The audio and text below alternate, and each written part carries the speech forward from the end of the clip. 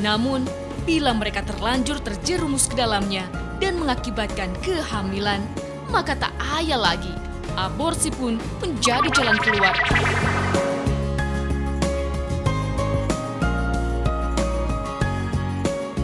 Fenomena meningkatnya perilaku seks pranikah dan seks bebas tidak dapat dihindari akibat perkembangan budaya modern dan meningkatnya usia pasangan nikah.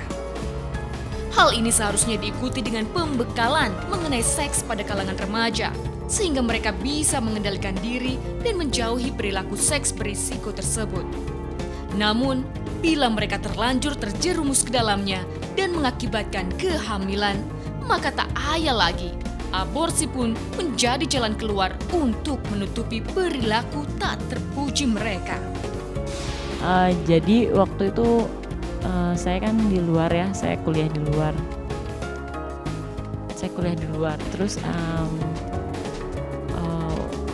waktu itu saya juga nggak ngeh sebenarnya kalau saya ternyata udah hamil. Dan kata dokter waktu itu udah 3 bulan. Dan saya nggak ngerasain apapun. Itu saya kasih tahu ke pacar saya.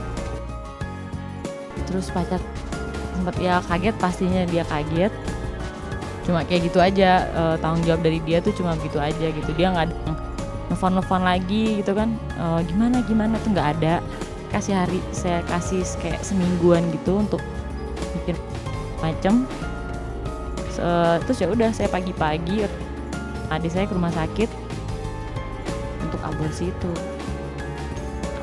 Kalau dibilang nyesel sih Mbak, mungkin intinya sih nyesel banget.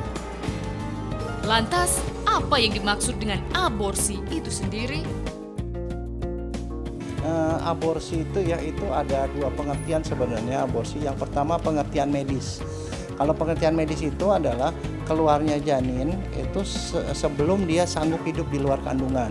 Itu patokannya di bawah 20 minggu atau di bawah 5 bulan. Itu menurut medis. Karena di bawah 5 bulan itu biasanya kalau dia keluar dia nggak bakal bisa hidup.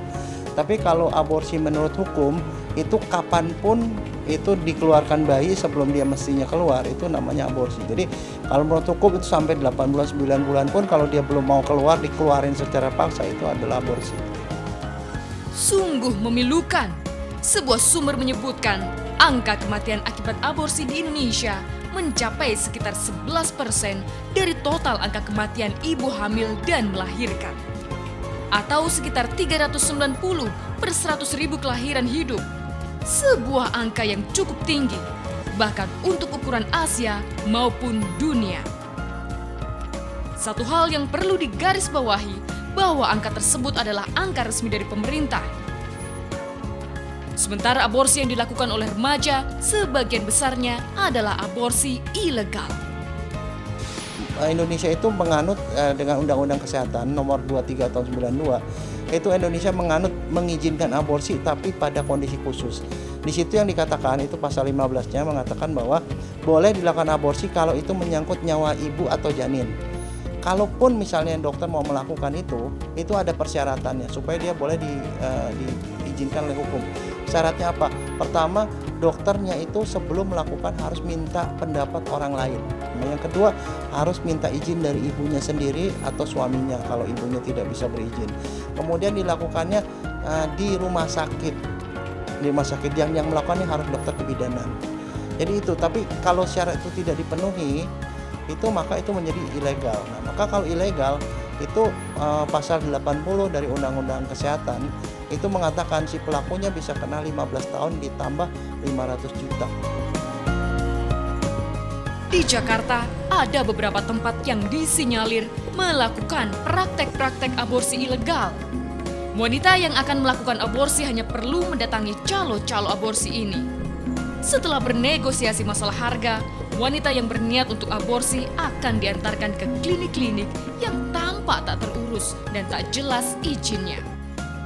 Sungguh tak dinyana, lelaki-lelaki yang terlihat sebagai tukang parkir, tukang ojek, pembeli, maupun pedagang kaki lima sebenarnya adalah calo-calo aborsi yang siap mengantarkan wanita-wanita yang sedang hamil untuk mempertaruhkan hidupnya di atas dinginnya sebuah tempat tidur untuk diaborsi.